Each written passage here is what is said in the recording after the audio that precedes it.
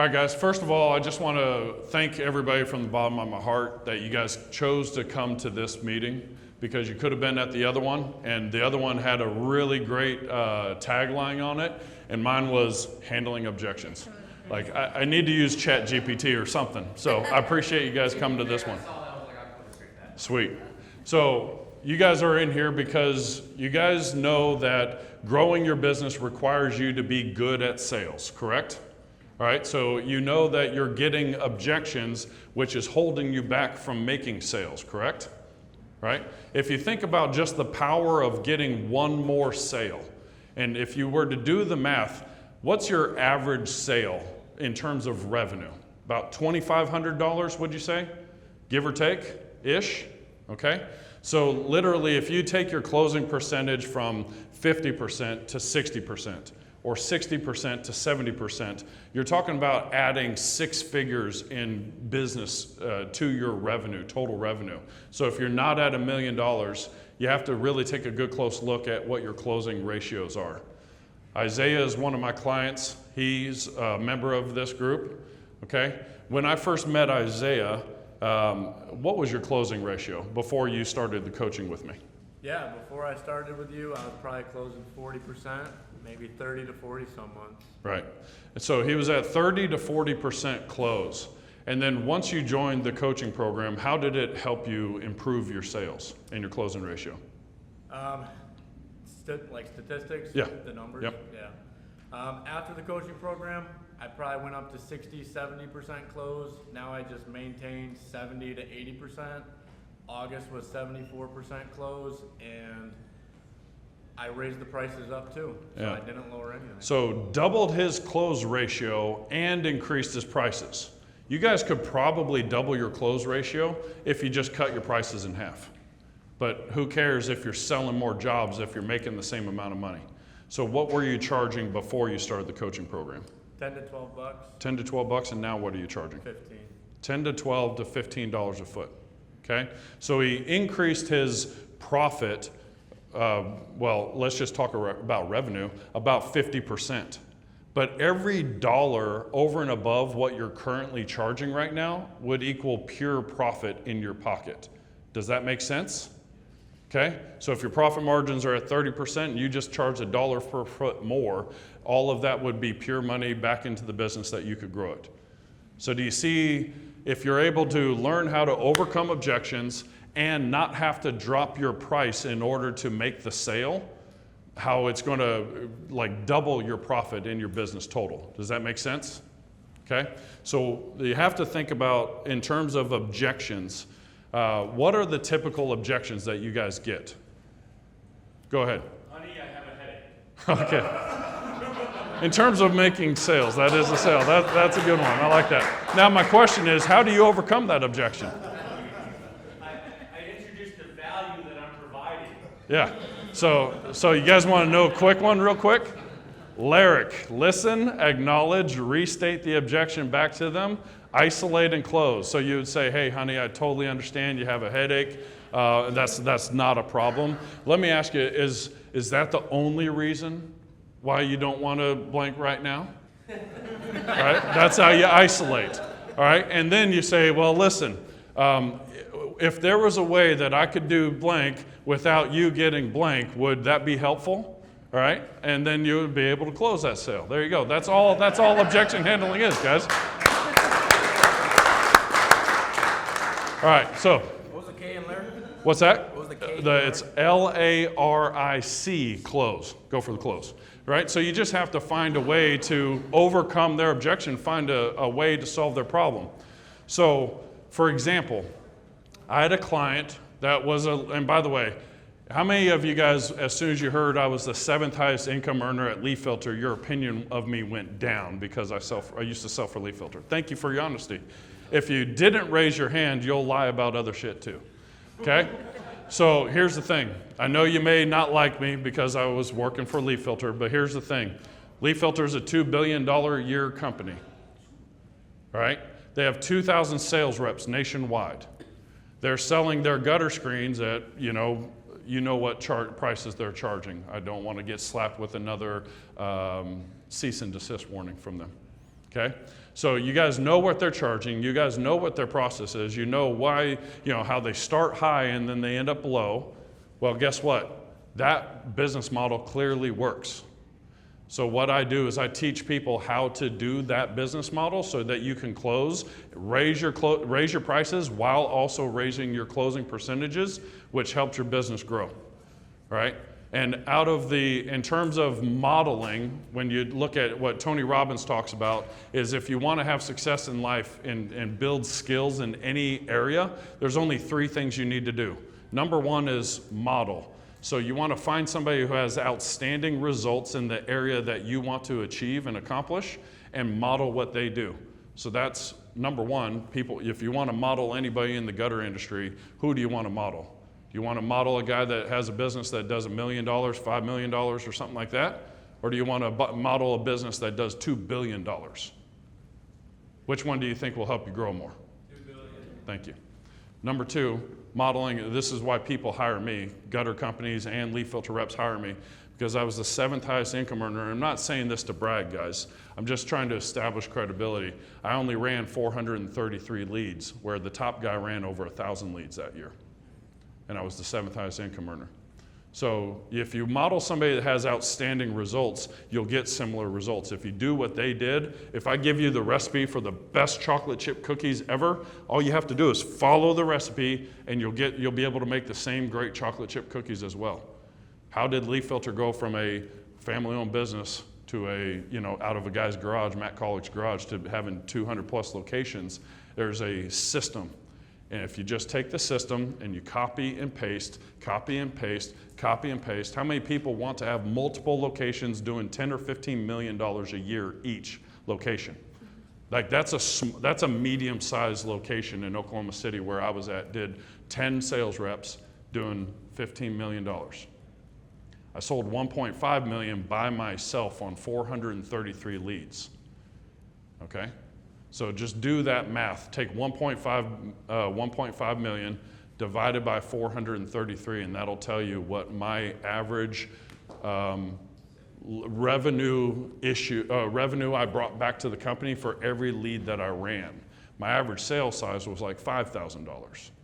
So if you guys, I'm not saying you have to charge leaf filter prices, but all I'm saying is if you could charge $1 more, or if you could close 10% more, what will that do for you and your business and your family? And here's the other thing. Even if you're not thinking about yourself, think about your workers, right? If you're able to sell more effectively, you're going to be able to keep your employees actively engaged. If you're able to sell more effectively, you're going to be able to pay them more and treat them better. If you're able to sell more, you're going to be able to bring in more money for revenue and do all the things that all these great speakers and coaches teach you guys how to do to grow your business. This is just a small part of it, but in my opinion, it's one of the fastest and lowest cost return on investments that you can get, is learning how to overcome objections for the leads that you're already getting that are falling through the cracks. So if you have a bucket and you have a leaky bucket with holes in the bottom, the best way to fill it up is to plug the holes first. Would you agree? All right, so let's get into it. So objection handling, the framework is very easy. If I'm just going to give you an elementary level understanding of this, LARIC is listen, acknowledge, restate, isolate, and close. I also like to say repeat, right? Why do I say repeat?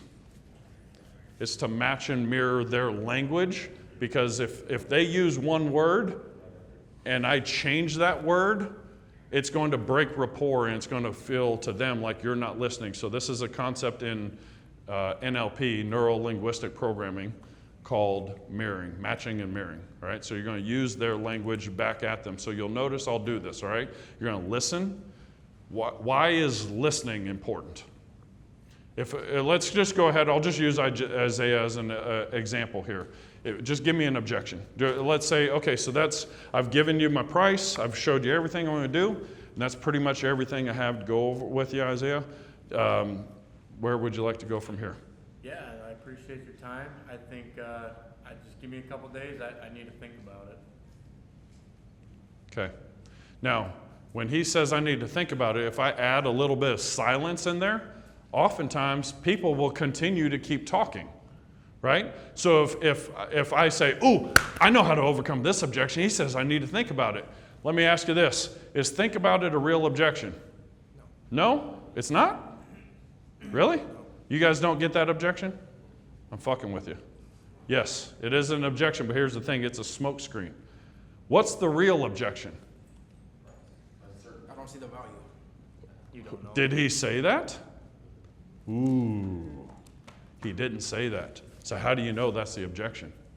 You don't. That's you projecting your own thinking and your psychology onto the prospect. Maybe he needs to think about it because he's waiting on see if his mom's going to survive cancer or something. I don't know. So listen, I'm going to give him a little bit of time, and then I'm going to acknowledge it. Yeah, that's not a problem is my favorite way of doing this. Another way of saying acknowledging is to say disarming. Because how many people love salespeople? Y'all should be raising your fucking hands because every single one of you guys are salespeople. Thank you, big man. Every one of you guys are salespeople. So if you don't like salespeople, you're saying, and you didn't raise your hand, you're basically saying you don't like yourself. And if you don't like yourself, why should your customer like you? People buy from people they know, like, and trust. Well, if you don't like you, why would the customer like you? Why would the customer buy from you? What is sales? Sales is just helping people solve a problem. So why would you hate a salesperson who's trying to help you solve the problem that you asked him to solve? Right? Maybe people don't like being sold things that they don't have a problem with. Does anybody not have a problem with objection handling in here? Okay, so everybody acknowledges that you have a problem. Does everybody acknowledge that your problem with objections is your fault, not the customer's fault? Okay, good. So it's a problem. You're taking ownership for it. And do you have a burning desire to solve that problem? Okay. If you have those three things and you're trying to help them solve their problem, would it be considered pushy if I'm going to try to close them or handle their objections or anything like that? Would that be considered pushy? Depends on how you go about it. Oh, okay. How so? Marcus Luttrell. Just kidding. Oh, that was you. I'm sorry. Do we have the microphone? Okay, go ahead. So the question was, if a person has a problem, they have a burning desire to solve this problem, they're taking ownership that it's their problem they need to solve, would it be pushy if you pushed them, closed them, handled their objection, did whatever to help that person solve their problem? And you said it depends on how you do it. Go ahead, clarify for me what you mean by that. Yes, sir. So what I mean by that is if a customer is clearly not ready to make the purchase and you are consistently trying to persuade them, that can come off as pushy to some folks. Myself, for example, I just recently moved into my first apartment. Okay. So I had security, it's called Vivid. Okay. All right. Basically a security program. They were trying to sell me security, which I didn't really think I needed. That's the first problem right there. Everybody catch that? He didn't have a problem, and the person was trying to close him. Now, that salesperson is doing something I would consider unethical or immoral. That's just one of my many examples. That's just one example, right? Correct. So if somebody has a problem, they know they need to solve it, they want to solve it, would it be considered pushy if I help them get out of their own way and give them permission to solve their own problem? A little bit of a mind fuck there, isn't it? Here's the thing, guys. Do you believe in your heart of hearts that, number one, your product that you sell will solve the person's problem better than any other product on the market? Yes or no? Yes. Okay. Sounded a little weak. I want to know in your heart of hearts, do you really believe that your product will solve that person's problem better than any other person's product on the market? Yes or no? Yes. Okay. Number two, do you as a company, will your company be able to stand behind that product and the promises that you promised that will get done better than any other company on the market? Yes or no? Yes. Okay. Number 3, you as the individual service rep, do you feel like you are going to be able to provide world-class service better than any other rep for any other company in that market? Yes or no? Yes. Okay. So if you believe those 3 things in your heart of hearts and you're not willing to push them, then what you're basically saying is this: if they have a need and a want and a desire and they're taking ownership, it's their problem. If you're not willing to push them into the direction that is in their best interest, then what's going to happen? If you don't make the sale, what's going to happen? They're going to buy from somewhere else with an inferior product that's not going to solve their problem as well as yours, with a company that won't stand behind their product as well as yours, and get crappy service. If I spit on you, by the way, that's a blessing. It's like Catholic priest doing holy water. No. Number 3, they're going to get worse service from somebody else. So in essence, even if they got a, quote, better deal, cheaper price, whatever the objections were that you guys were projecting onto the customer when you said you need to think about it, what's in essence going to happen to that customer? Okay. And then they're going to spend money on that shit and spend money on yours, and then they're going to end up spending more money overall. So did you do that client a service by saying, okay, yeah, I understand you need to think about it. That's not a problem. Feel free to go ahead and think about it and take as much time as you need. And when you're ready, please, sir, may I have another chance? Is that serving the client at the highest level? No. Is that serving the lowest level of how that client is showing up right now versus the highest version of themselves? That may be a little bit over your heads here. Okay? My mission, yes, sir? What about Do we, hold on. Thank you. Go ahead. One of the most common things my sales guys struggle with. I've been in sales all my life, so pretty much try to give them as much advice as I can. But I have trouble with this one. Okay. When a customer says, "I want to get a couple of bids." Yep. That's the biggest one. Yep. And I tell them just keep calling back, check up on them. That's a passive approach, right? You're just, please, sir, I hope you call around and get other bids and hope you call me back. And hoping I'm the lowest price, that maybe you'll choose me because I'm the lowest price, basically is the approach, right?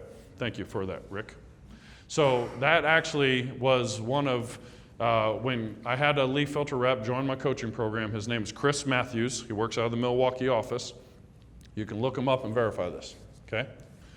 He joined the coaching program, and at the time, I was only charging $3,000 for this. And he said, hey, man, my biggest challenge I'm having is I don't know how to overcome the 3 bids objection. So literally, he signed up on a Sunday night, Monday morning. We do sales coaching every day, Monday through Friday, 9 a.m. to 10 a.m. Eastern. 8 a.m. to 9 a.m. Central. I'm in Oklahoma City. All right, we do it via Zoom, and every day we have people like you, gutter company owners like you, with reps or not reps, roofing guys, all sorts, but mainly leaf filter and gutter guys. Okay, some permanent lighting guys. By the way, if you're signing up for Christmas lights, Leaf Filter's doing permanent lighting now. All right, so you're going to be competing against them, but you're going to learn some of the tactics that they're doing as well in the group if you're trying to roll that out as another vertical for more revenue. So Chris showed up, day one, he goes, hey, how do I overcome the 3 bids objection? And so we did a very deep dive on that. And so there's different times when people give the 3 bids objection. There's 2 times you get the 3 bids objection. Anybody want to guess when you get those? No, good point. He said when you're the first one. It's either early on in the interaction or late in the interaction. Makes sense? There's only 2 times you get it. It means 2 completely different things. If it's in the beginning, what it is they're saying, I've made decisions too quickly before. I've made mistakes in the past. I don't want to make the same mistake. So let me tell myself and tell the sales rep that I'm going to get 3 bids just so he won't push me so hard in the beginning. It's a smokescreen to try to basically saying, in other words, I want you to reinterpret the language as, I'm a sucker for a great sales process, and I will buy from someone if they're good. Okay? So then, thank you. So then when you get that objection early on, what do you do? How do you respond to that? Do you just go, okay, they're a sucker for a good thing in one ear and out the other? Or you shook your head no. What would you say? Here, let's go ahead and get a microphone. Here, what I'll do is I'll just hold it. And then do I click it on for them? Yeah. Okay, all right. What would you say if they told you that in the very beginning of the presentation, or when you first showed up on pull up on the job site? What's your name? Tyler. Hey, Tyler, just want to let you know I've got 3 other bids I'm getting, so go ahead and just measure it all up and then give me a price and I'll let you know. I always get 3 prices too, so I completely understand where you're coming from. But that would tell me on my internals to also maybe push a little harder. Right? You would tell that to the customer? No, I want to hear what you would actually say to the customer. Yeah. Go ahead. I would go with, personally, I always get 3 bids as well. I like to make sure I'm getting the best value for my money. Mm-hmm. So, let's go ahead and proceed with the quote. Okay. But I completely understand. Okay. All right. Good try. No offense. Works for you, right? Relatively, right? We'll see. I'm not shitting on your business, by the way. Sorry, by the way, if I say something that offends you or if I cuss or whatever, you're probably going to think I'm an asshole, but my clients who have hired me know that I'm like a big old teddy bear. Like, I really love my clients. I love what I'm doing here. So if I say something, know this, that it's only because I'm trying to push you in the direction that's in your best interest for your business. I might say some things that will challenge you, all right? Just so you know. So that was a good attempt, though. So basically, what did he say? He said, hey, I am like you. I make decisions the same way as you. So yeah, I would get 3 bids too. Do you realize that because you think that way, number one, there's something called the law of the mirror. People have heard of the law of gravity. The law of the mirror says what you put out into the world will come back to you. What you put out into the world will come back to you, meaning if when you're being sold to, you give an objection, you're going to get those objections back. So if you don't buy because you collect 3 bids, guess what? You deserve to get that objection because you give it to other people. So one of the things that I train my coaching clients on is when you buy something, I want you to buy like how you want your customers to buy from you. When I buy a vehicle, I do not negotiate on the price. I go in totally honest, transparent. I don't, I say, just give me the trade-in value and the price and let's go. I sign it on first pencil. I'm probably getting my head ripped off. Salesperson's making a bunch of money on commission. Good. I want them to make money. I want you to make money. So I want you to buy how you want your customers to buy from you. If you're a cheap fuck, everybody's going to try to bid you and try to go with the $4 a foot guy in your area. Good, you deserve that because that's what you're putting out in the world. You want to change that? Change how you buy.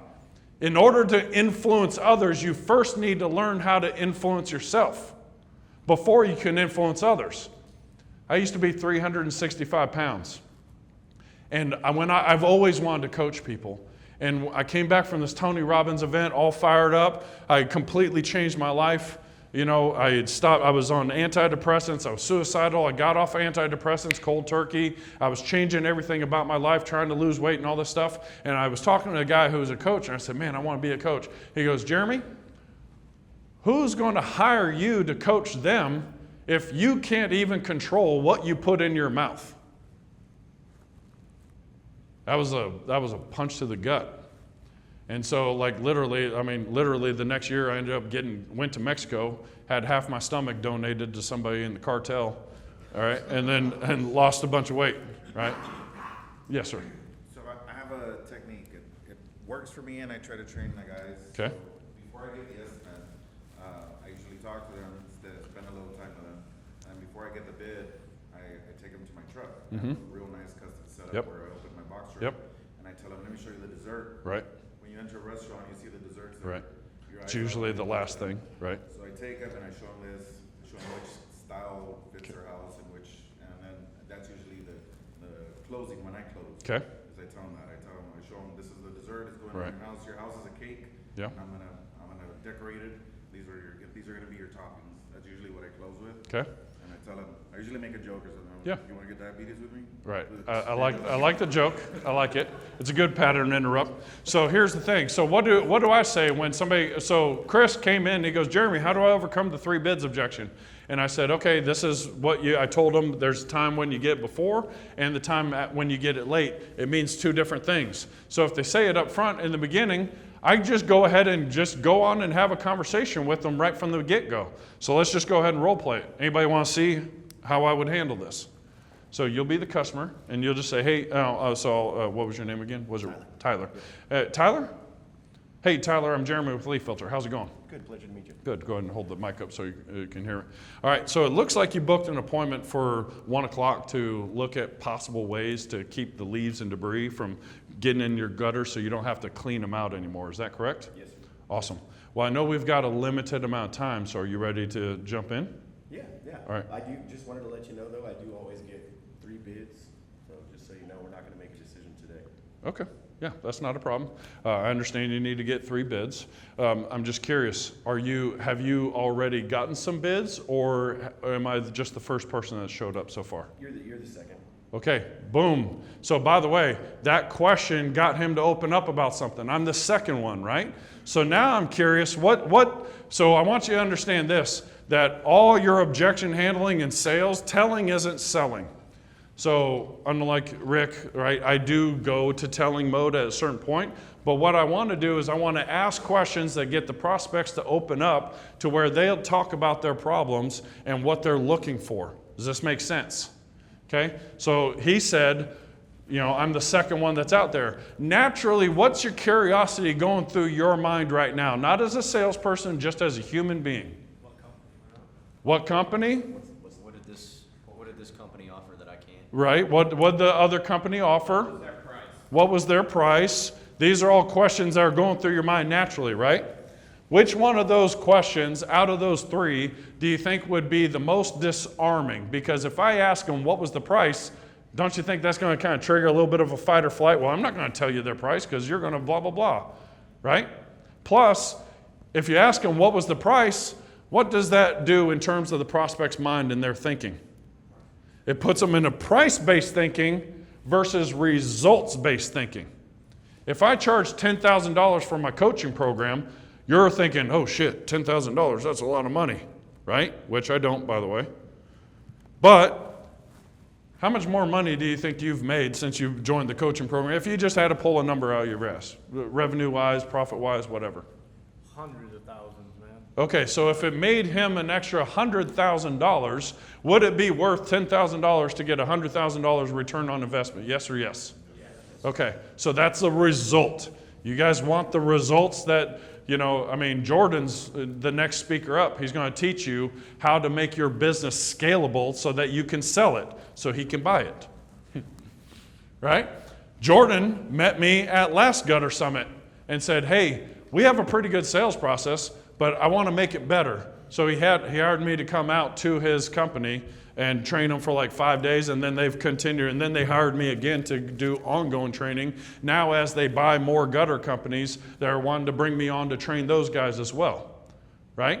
And I guarantee you, the return on investment was a hell of a lot more than the money that I charged them or that they paid to me, right? All right, yes. Oh, you want? Here. Sorry, shameless plug. Yeah, I'll jump on that shameless plug. We have a rep who started training with you, State started training, Yep. I don't know, 6 months ago? Yeah.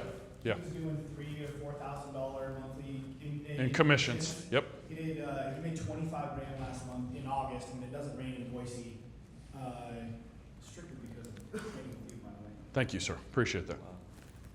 Can I get an applause for that? God damn. So going back to what we're talking about here is I would want to ask a question that's not going to trigger sales resistance. I want to lower the resistance. So I'll say, okay, so you got 3 companies. You said you wanted to get 3 bids. Is that correct? Yes. So you got 1 more company that's coming out. Is that correct? That's correct. Okay. I'm curious. What did you like about the first company that you met with? Mostly the products. I definitely like their warranty. Okay. What would I want to ask? Curiosity, what would I want to ask? What do they offer? What are the products and what's the warranty? Pretty easy, right? Okay, when you said you liked their products, what did you like? I'm using his words. Products, warranty were the key words, so I'm repeating back his language. What was the products that they offered that you liked? Mostly their hanging system. They have a continuous hanger. Okay. Shameless plug. Okay, all right, yeah, there you go. And what was it about the continuous hanger that you liked? The durability mostly. Okay. Which transitioned into the warranty. Into the warranty, gotcha. Okay, gotcha. All right, and so you called me out here. I'm curious, as far as the other company, do you already have that appointment scheduled out? We do have the third one. Okay. Do you know what they have to offer versus what the first company has to offer? That's another reason that I like to get 3, is because I'm trying to figure out what company. What everybody, see what you like? Okay. So the other thing I'm curious about is, A, what are you hoping to get out of this meeting today? Like, so that way I can give you everything that you're actually looking for. As much information as I possibly can so I can make an informed decision. Okay. Information on what specifically?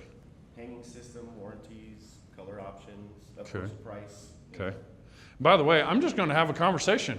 Every time he says something that makes me kind of curious, I'm going to be like, oh, that's interesting. If he says something like, oh, that's weird, that's interesting, I'm going to have a conversation. We're just going to riff and just have a conversation like normal people. Now, does it feel like me as a salesperson that I have an agenda right now? No, we're just having a conversation. Guys, part of the problem with salespeople is they have an agenda. They want you to buy their product. Okay?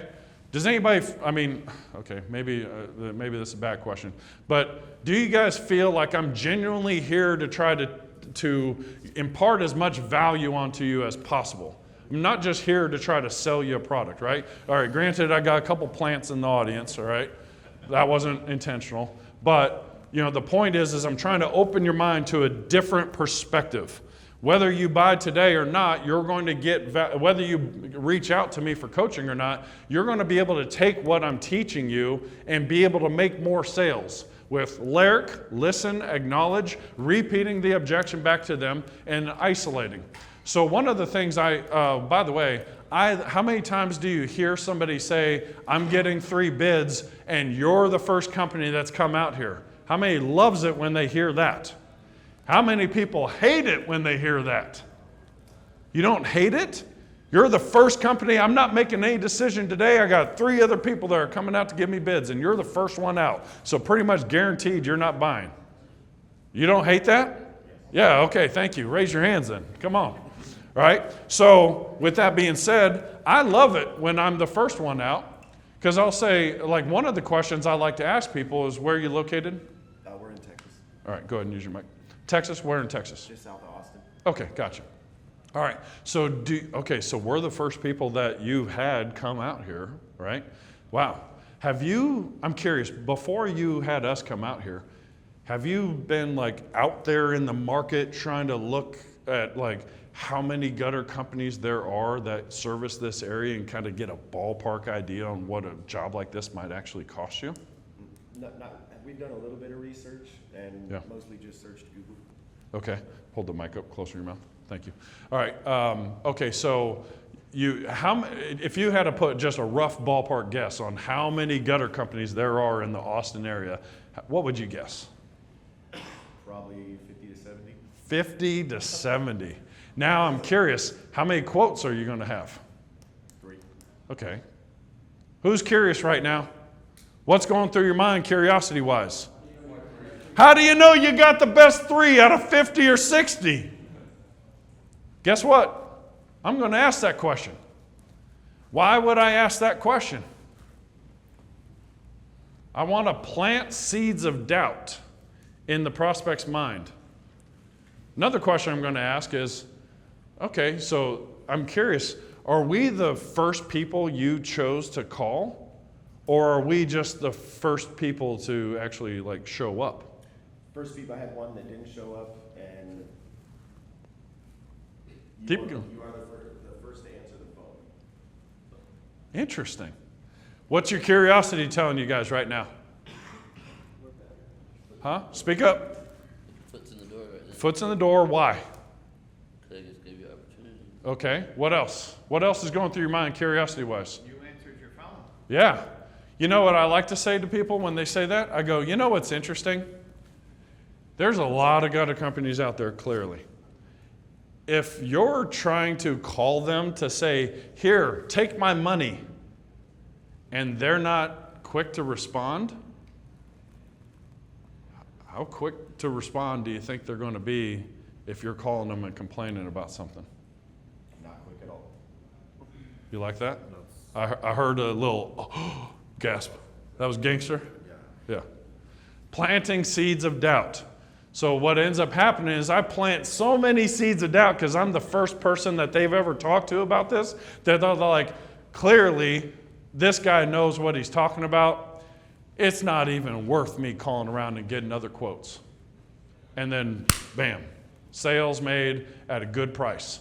I'm also going to do things that's going to earn their trust ahead of time. I'm going to say, hey, look, certainly you can call, some other guys and get other quotes, and they'll probably be cheaper than me, right? But let me ask you this: I'm going to get them from price-based thinking into results-based thinking. I'm going to say, like, if you do these people have gutters on their house right now? Yes or no? Currently, we have the front. Okay, perfect. So I'm going to show them what they currently have, and I'm going to point out all the flaws that they have with their current gutter system. And I'm going to say, did you notice that this gutter's not like tucked underneath the drip edge and you can see the sunshine through here? Or this, you see how far apart your spacers are hung up? I'm curious, we didn't do this job, right? Who did the work for you? It came with builder. Came with the house. Right, okay, good. And I'm curious, did you notice how all these other houses in the neighborhood have the same type of gutters as this? Yeah. Why do you think they do that way? Convenience for the entry point. What do you mean by that?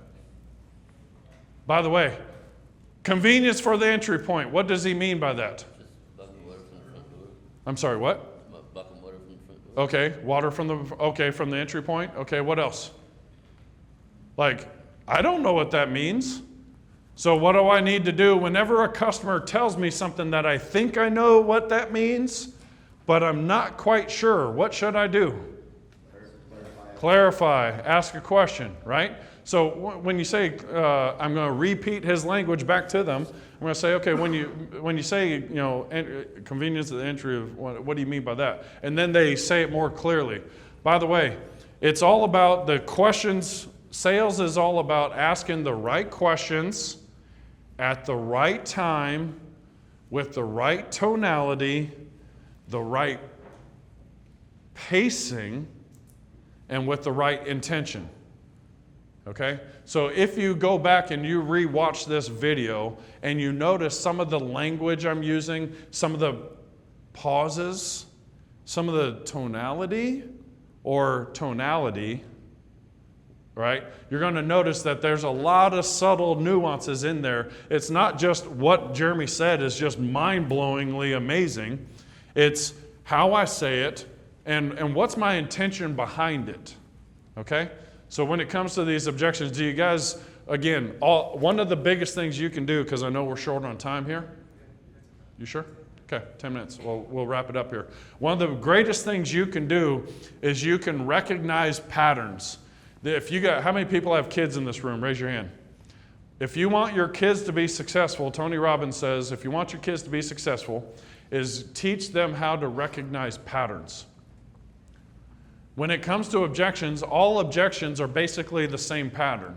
It's either a smoke screen or a stall. And so if you can ask questions to get them to reveal what is the real issue, now it's no longer a smoke screen, right? It's just asking them questions to get them to open up. So Larrick, listen, don't be too quick to speak. You have 2 ears and 1 mouth for a reason. That means you need to ask more questions and get the prospect to speak more. The only time you should be speaking is when you have a question. And your curiosity, instead of thinking about, okay, what's the next question? What should I ask? What should I ask? It's not about that. It's just being present with the prospect.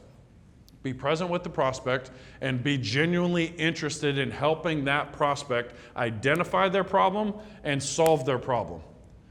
Because if you care more about, going back to the pushiness, just to kind of bring this back full circle, If you care more, like going back to you, sir, if we could get that microphone real quick. When you were saying, depends on how you do this or whatever, what's your fear of going for the close and objection handling and trying to close the sale? What's your biggest fear? Like, why would you not want to push them into the direction that's in their best interest? Could you repeat the question? Yes, sir. So you're at the end, you're going for the close, customer gives you an objection, and you're afraid of doing it the wrong way or whatever, but you know that it's the prospect's best interest, because if they go somewhere else, they're going to get a lower quality product, lower quality company, lower quality service. They're going to end up getting ripped off, right? Basically, they're going to spend more money. What is your biggest fear for helping that person solve their problem and pushing them into the direction that is in their best interest? I guess I would say I'm afraid to push them too hard that I lose the sale. Okay, perfect. Thank you very much. Give him a round of applause for admitting that. He's afraid of losing the sale. Who is he more interested in, himself or the customer? Himself. The biggest thing you guys can do in sales is care more about your customer than yourself. The reason why you're going for the close is not to make the sale, not to make the money. It's to help the prospect solve their problems. Because if you can help them, I love Zig Ziglar's quote, you can have everything that you want in your life if you just help enough other people get what they want in their life. How many people are in this room right now? I'm curious, roughly. Maybe 30? If every single one of you guys bought my coaching program, I would probably make multiple six figures in a month, in a single month, if every single one of you reached out to me. That'd be cool. But have I changed your life? You have, dramatically. You guys haven't had kids yet, right? Not yet. But if you do, you're going to name them Jeremy, right? I'm just kidding. Okay? If I can help every single one of you guys the same way I've helped Isaiah, the same way I've helped Jordan and his dad Stace go from making $3 or $4 grand a month to 25 grand in a month in commissions, right? Just working for, a gutter company in Boise. If I can do that for every one of you guys, put your kids through private school, whatever it is that you guys want, be able to get off the truck, not have to work in the business, be able to work on your business, to be able to actually have, not just own a job, but actually own a business that you could one day sell and retire on the beach. If I could help you get whatever it is that you guys want in your life, I'll have everything that I want. So you have to have that mindset when it comes to the prospect. You are going there to be a professional problem finder and a professional problem solver. So it's about asking the right questions at the right time, with the right tonality, the right pacing, and the right intention behind what you're trying to do. So when it comes to the 3 beds objection, recognize the pattern. Is it in the beginning or is it in the end? Why are they doing that? Because they know that if they tell you in the beginning, they know that if you are a real good salesperson who's really genuinely interested in helping them, that they will actually buy from you. If it happens at the end, it's your fault because you didn't uncover it by asking one of the questions that I asked them earlier, which, by the way, you can prevent objections by addressing it early by asking questions like, I'm just curious, have you looked at how many companies there are in this area? There's like 40 or 50. Like, have you been out there in the market actively looking to kind of get a ballpark idea on what a project like this might actually cost you? Guess what? If I do that in the first 5 minutes, I'm not going to get the 3 bids objection at the end because we're going to talk about it right now. What are the other objections? I need to talk to my wife. Hey, I'm curious. Are you married? What does your wife think about this? Has she said anything about this? You have a conversation with a human being. What's another objection? Price is too high. Hey, have you been out in the market actively looking to see what a job like this might cost? How much were you hoping it was going to cost before we came out here? If a prospect like Rick, Rick says, oh, well, I was hoping this would be $1,000, and I'm going to be at the $5,000 to $10,000 range, then I will call an audible because I just got a big old linebacker blitzing at me, right? Maybe a D lineman by the judge of them. I'm just some skinny quarterback trying to run around fearing for his life, but I'm going to be like, okay, yeah, it's not a problem. I'm curious. When you said it was going to be $1,000, where did you get that idea from? Oh, I don't know. I just pulled it out of my rear, looked it up online or whatever. Cool. I'm going to call an audible. I'm going to go, okay, so this is a product that you could actually get for about $1,000. And I'm going to show them the cheap little gutter screen. I'm going to say, before you guys walk out the door, I just want to tell you this one thing. I know. Okay, that's fine. I'm going to say, do you feel that this will keep all the leaves and debris from getting inside your gutters? I'm going to ask, do you feel first, because people make emotional decisions and then they justify it with logical decisions. I just wanted to give you one more golden nugget. Do you feel like this will keep the leaves and debris from getting inside your gutter? And if they say yes, I'm going to challenge them on it because there's big old gaping holes on it. If they say no, I'm going to say, well, why wouldn't you think that? I'm going to challenge them on it and act confused. They're going to say, well, it's not going to keep all the leaves and debris out because it's got these big old holes. And I'll say, interesting. If you bought this product and 5 years later it ended up being all clogged up, how would you feel about that decision when you bought that, only spending $1,000? Well, I would feel like it's a waste of money. Every time I want to say something like, hey, you don't want to buy this product. This has big old holes in it. It's going to let all the debris and it's going to end up getting clogged. How are you going to feel in 5? It's going to be a complete waste of money if you buy this product today. I don't want to say that. I want to play a game of Jeopardy. Just like the Jeopardy, the answers or questions are broadcast in answers, and then the contestants have to answer the question by asking a question. So I want to, whenever I want to say something to the prospect, instead of saying, because telling isn't selling, I want to ask a question that gets the prospect to say what I was going to say. I'm going to lead them through here. So again, like with all these objections, right? It's all about patterns. And once you know how to overcome one objection, you can apply these same patterns to all of these objections. So first, you need to recognize the patterns. Second, you need to be able to employ your own patterns. And then 3, create your own. And this is what I teach my guys through my coaching program, guys. So if you want to reach out to me, write this number down, or put it in your phone right now and send me a text message right now, because otherwise you'll forget about it, and then you'll lose out on it. Phone number is 405-274-2326. That's my personal cell phone number. If you just text me, say your name, I heard you speak at Gutter Summit, I will get back in touch with you, and we can schedule a call where we can see if this makes sense to you. Yes, sir. 405-274-2326. I don't have a fancy slide, or I got a website, but I'm working on ads and trying to funnel them into one funnel. So if you text me, what I will do is I will send you a calendar link so you can book an appointment with me, okay? Or you could just go straight to the calendar link. It's calendly.com/salespride, and you could just book an appointment with me. And what we would do is we would have a very deep dive conversation about what is going on in your business right now and what you want to accomplish. And if what you guys want to accomplish is in alignment with other people that have helped in what we do, then I'll be more than happy to go into all of the details of exactly how we do it, the cost and all that. So once again, I appreciate you guys for choosing to come to this room. I hope that you got as much value. I tried to give you as much value in 45 minutes.